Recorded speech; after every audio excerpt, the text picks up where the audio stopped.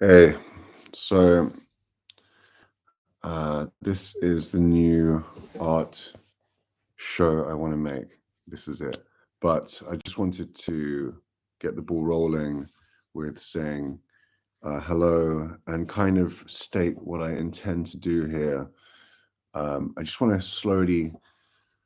slowly get people involved and slowly build up an idea of build the concept up through doing maybe live streams, maybe pre-recorded things.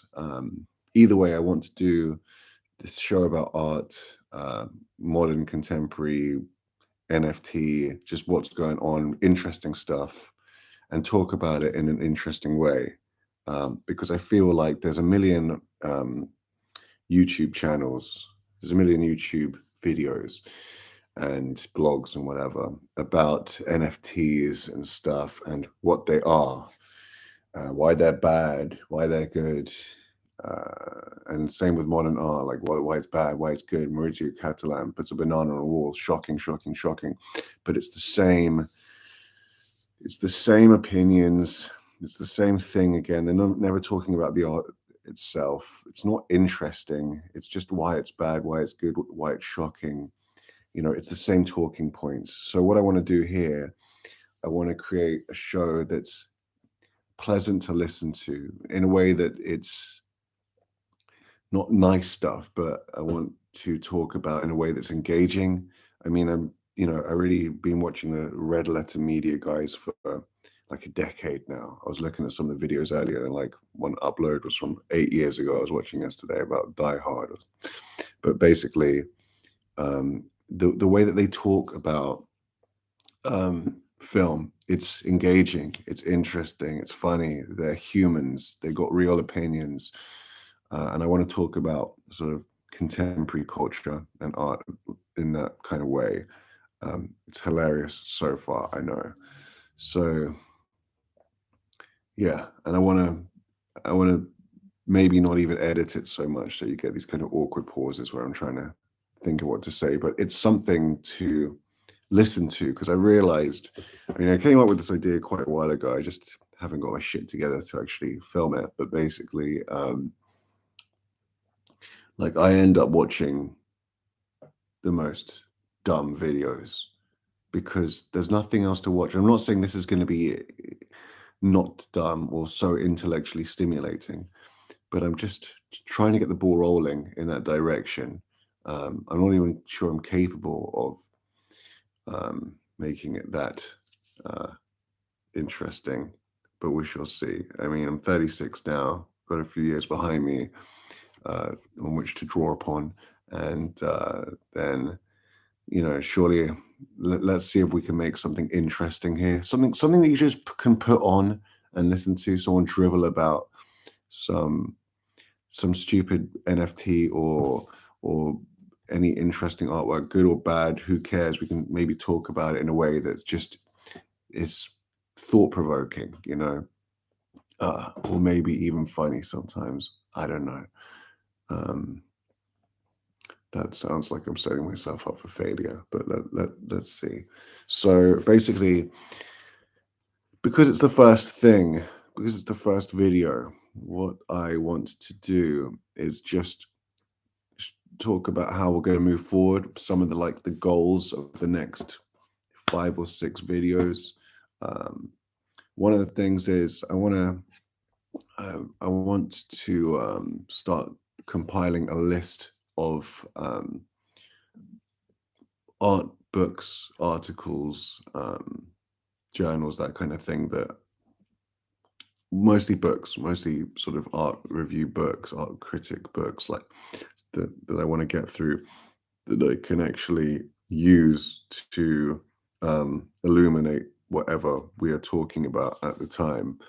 So I'm going to increase my art vocabulary basically so that I can make the show more interesting. I need some material to cover the art with, some interesting angles, but also I want to make it unique. I want to just make it people's, like you don't need to read movie review books in order to get online and talk about the latest fucking Star Wars piece of shit, even though I watch or the Star Wars film. You don't need to read a book about it. People just get on and they talk about their personal opinions. Maybe that's why that's interesting, rather than people using formal, critical art speak to discuss the art. Maybe the reason why the Star Wars reviews are more popular is because they're accessible. So maybe I also want to make it accessible. And if I just drivel on, uh, maybe that's what we'll do it. But also perhaps I won't go so hard on the art theory, even though I don't have that to draw upon really anyway, like this kind of in-depth knowledge of art theory. But it can't help. It can't hurt to have that, to and maybe even make that accessible in a way as well. Anyway, so I'm going to make a list of um, art books. I don't know where I'll keep that. Maybe I'll make it public. Um, Whatever. I'll start that in Google Drive and maybe even publish it beneath my videos. And besides that, I want to create a list of art that I want to talk about, art movements, artists, and like NFT art, all this stuff. Like I'm not, like anything, like lowbrow, highbrow, whatever. So I'm going to keep a list of that, and then stuff that I can discuss on the program. Apart from that, I'll hopefully get I think I'll invest in a nice webcam soon. Write it down. And then one thing I want to do, if I can keep this going on, the artist face, I'm basically an artist, but the problem that you have as an artist is you're very impulsive and you ditch stuff and you pick stuff up and you get excited by a new thing every day, shiny new thing every day, shiny new sort of idea that you think will, this is the exciting thing that you want to pour your energy into, and you get distracted. But what I want to do here is I want to have this this video series as something that I can go back to, just improve over time, and just keep on, like, so it might pivot slightly, but I want to just keep doing it. And I want to get so after like 6 or I don't know, however many, after a while, I want to get someone to edit these together and put up the visuals, because it would be nice to see if we're talking about a specific NFT or specific, whatever artwork of any type. It would be interesting to see it on the screen. Maybe edit it together. I don't want it to be too edity. Anyway, so so yeah, that is the short-term goals of the project. Just the lists, keeping on doing it, hopefully building up subscriber base a bit, getting a nice webcam, and making it just generally interesting. I mean, what I've talked about so far is probably not that interesting. I've just blathered on about, an intro, but that's what I want to do. I just feel that there's not much of an interesting. I just feel that when I turn on YouTube, yeah, there's stuff that holds my attention for a little bit. It's really brain dead stuff. I mean, maybe we could even talk, just to give a kind of glimpse. We could start talking about art, I guess, about some random piece of art, because I want it to be laid back. And even though I got nothing, I haven't really formulated any talking points for any specific piece of art I want to show today. But let's just dive in, because just to give it some content here. So let's literally just type in OpenSea and find just a piece of art that I can give you a link to, and we can discuss. What the fuck? I mean, I haven't even been on OpenSea recently. I published one, I minted one. Stupid thing, but it was really just a test. I made just like a white circle just to test how to mint something. But let me give you a link, and then we can know exactly what we're talking about. So it says top collections over the last 7 days. We'll pick a random one. CoolPets NFT. I probably shot myself in the foot by just like picking something which is going to be dull or difficult to talk about. So let me put the link in here. I just put it into the chat. What do we have here? CoolPets NFT, 18,000 items, 10,000 owners,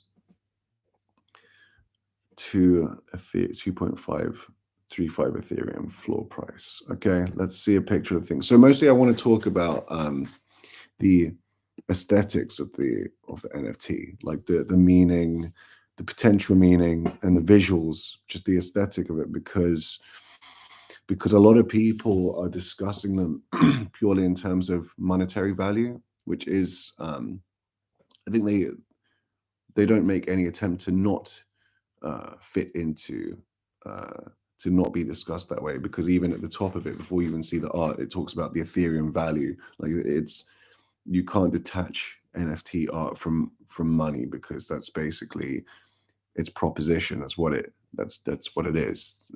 So but we'll try and avoid talking about it in terms of money, because there's just so many people talking about, and it's dull. We could talk about the market value of pork belly, or oil. I mean, which they're both interesting, but there's people who I don't have the financial theory, or I don't find that interesting.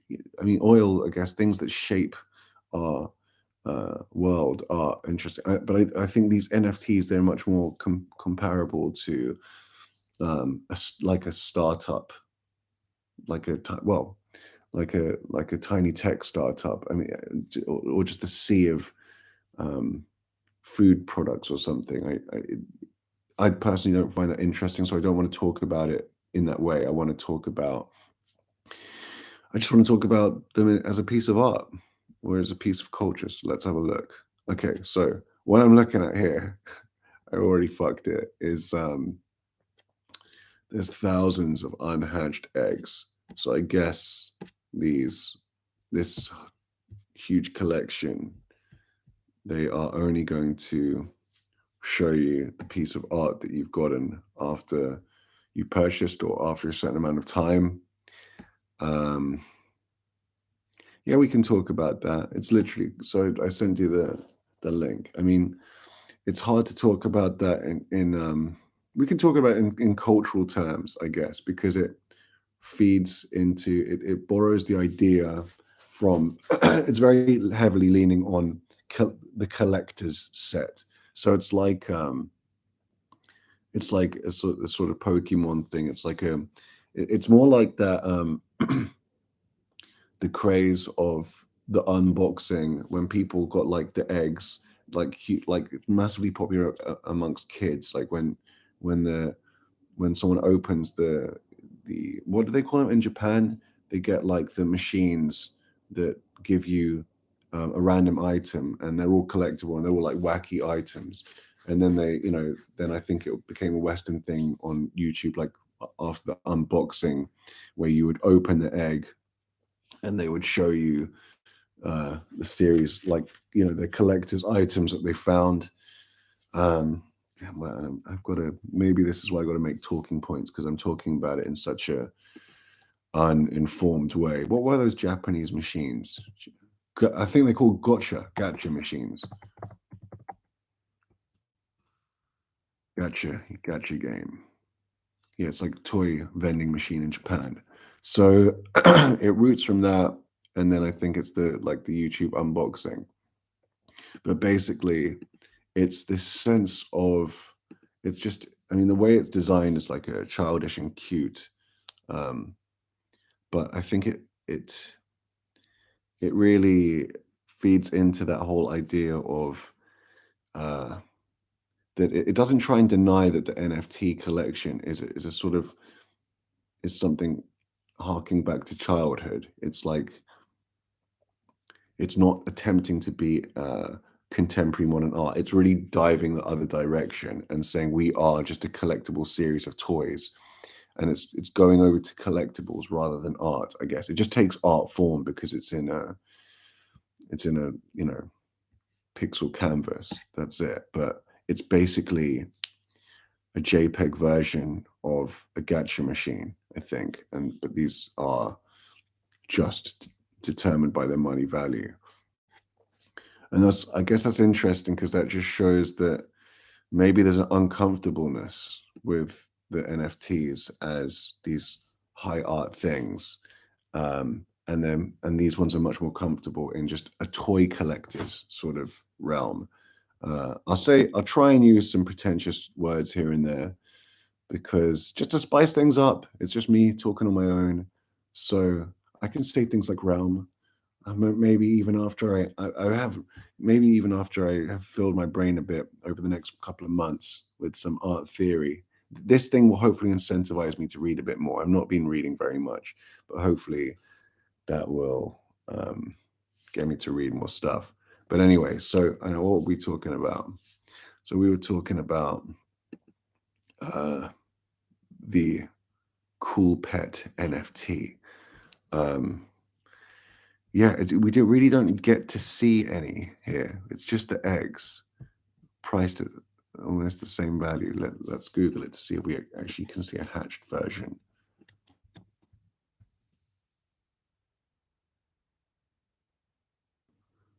I mean, they're basically, I've just like Google imaged it and I can't stick it on the screen when I'm looking at it. So that makes it kind of irrelevant. If I get the link from this thing, yeah, it just shows you I've really got to put on the screen what I'm talking about because I can't just, I'm just going to put this link there. I'll make a note to actually, I was going to like further down the line, get an editor to put these images on the screen of what I'm talking about, but I can see now I can't do that. I'm just going to have to do that because it's not a very passive experience if you can't just glance at your phone and see what I'm talking about. If you've got to Google stuff, it kind of takes the fun away. So, on top of, I don't know where I'm going to post this either afterwards. I mean, this is literally just to get the ball rolling. Look at that entertaining face. That woman behind me. She is the entertaining face.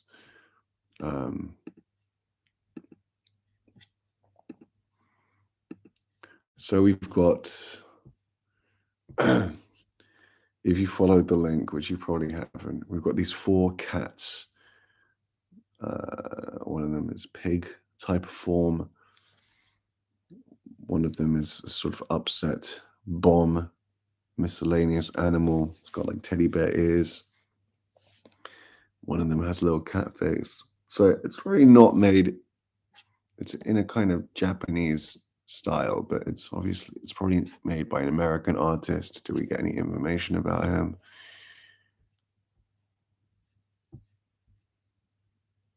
I mean, I wonder if this is the way to do it in the future. Just really discover it with you and think about it. Because I don't want to just come with like these carefully edited, long form documentary videos where I've got talking points and I want to, because they seem phony to me. They seem phony, like they've got some, like like the secret metaphors of a Marvel film and like who gives a fuck, and like they made some video essay like you do in uni with it's just overwrought. It's just boring. I just want to offer some humanity a little bit and talking about things in an interesting way and maybe even go off topic a little bit because personally, when I'm sitting down, like if I like the person talking, I'll listen to a long thing about it if it's on an interesting subject. But actually, now that I think about it, even if fucking, you know, Quentin Tarantino was talking for an hour and a half and about some subject that I don't know, a movie that I don't know, even that's boring. So I don't know what fucking chance I have. But let's just keep going. We'll discover the format as we go. By the way, it's fucking 7:30 in the morning here. So I think I'll be a bit more energetic on my next video. But let's talk about these fucking cats for like 2 minutes, then I'll wrap it up because I think we've discovered how to make the next video a little bit better. Also need to make thumbnails for the videos. I don't know how exciting the thumbnail will be for this one. But anyway, these 4 cartoon characters, you can hear the enthusiasm in my voice because they're stylized. They're roughly styled. Okay, they have like gaps in the inking, which gives them a bit more of a casual look. A lot of them have these kind of like really solid, like I don't know if you use Adobe Illustrator, like these vector lines that really cut through you with neat, like a lot of the neon, not neon colors, but like the really bright clashing colors on the NFTs, because there's not a lot of them don't have that sense of like harmonious color and that kind of thing. But these things, they don't look so offensive on the eyes. The colors are pretty much neutral, and they don't they don't they look like, with the lines, how there's little gaps in them, it looks a bit more casual, like something like Dilbert drawing, rather than what's an intense vector style. I mean, the modern Simpsons is quite intense vector style, with the yellow. Like they didn't used to be, when it used to be the earlier shows, when it was drawn, there was a bit more of a looser and relaxing style, but now it's just perfectly vectorized, like brightest colors. It's maybe that's one of the reasons that people don't like to look at it anymore. People don't like to watch The Simpsons. It's not very pleasant to look at anymore. It doesn't have that feeling of like a person's touch. But anyway, these vectors, these drawings, these NFTs, they kind of look not so harsh on the eye. They're kind of cute. They look inoffensive. Like even the one gasping has a little baby in its belly, and that one has, got the eyes at a proportional distance that make you feel that it's cute. Um, which one's my favorite? Which one's my favorite? I mean, the angel one's quite different. This kind of pig character. I mean, I'm drawn to the green miner with the little claw hands. It definitely is. I wonder how many of these they had to come up with, because they probably just, you can see the green claw, and they probably just have interchangeable things like the claw hands and the miner hat and the pink frilly thing around its neck. They probably just to cover this many drawings, they probably had to just swap and change the bits, which makes each one, if they do that, less interesting, really, because then each one doesn't have a personality. It's just a random combination of parts. But maybe that's what makes them more collectible. If that's what they've done, if they've created a program to sort of generate them, or if the artist has randomly selected the parts, then the ones that do sort of match will feed into that collecting sort of idea more, the toy collecting, like the ones that are the misfits, or the ones that are perfect, or the ones that are utterly pieced together wrong. Those were always the most valuable trading cards, or toys, the ones that have the misprints, or the ones that are taken out of production because of a broken piece. What is CoolPets NFT? There are 19,999 CoolPets in total. 9,999 are set aside for Cool Cats holders. I can't read this shit. I mean, I can. It sounds offensive when I say this. Meanwhile, 10,000 NFTs are available to the public to buy. The food and items used, basically, it sounds like some kind of Tamagotchi thing. You have to feed them food, and then, oh, I see, and that determines what they become. So it's like a coding project. So maybe that does determine how they look, and then the parts. I mean, it's interesting. It's completely, I mean, with the coding and the interactive element of it, it completely has made a departure from the idea of these NFTs as just an artist's creation that you own. They've become a valuable game. I mean, it's interesting, interactive, piece of art that leaves a trace of the person who owns it. Um, that is interesting. So it's about the owner nurturing their own artwork and determining the value for themselves. We'll see how that pans out. I mean, attaching once again, me talking about the value of it is a useless thing. You don't need me to talk about the value of something. I could not tell you the value of of a piece of NFT, or why it would be valuable. I can only talk about my experience and whether I fucking like it or not. But you know, that's good enough, because as I was saying earlier, 1,000 Star Wars reviews talking about the latest Boba Fett episode. No one questions their credentials. So why do we apply that to art? Why do you need credentials to talk about the most fundamental parts of our culture? But and opinion is sidelined towards just the most vulgar mainstream stuff. I mean, maybe it's that reason that, you know, that, I mean, obviously there are reasons for that. Well, this is a bigger subject. I want to wrap this up, but obviously, the art world, it plays in the art world's favor to not to give the idea that the everyman, the layman, can't talk about fine art, because then they are the ones, only the people in the institution, they are the ones that determine the value of the art, and the average person on the street feels that he can't. So they create the value. They choose what goes in the galleries, and they choose which collector's collection is the most valuable. But once again, I didn't want to talk about the financial aspect too much, but it does seem to lean in that direction more and more and more. And maybe that's just because in the last 10 years, that's what we've been seeing. I mean, those institutions have led us to believe that they've created the conversations around it, or, and they've seemed to go in the direction of value. Or maybe it's just because of what I was saying before, because they've taken away the ability, they've taken away the confidence of people to talk about fine art. All we're left with is the value of it. You can go up to a piece and say, wow, that sold for 10 million. That's shocking.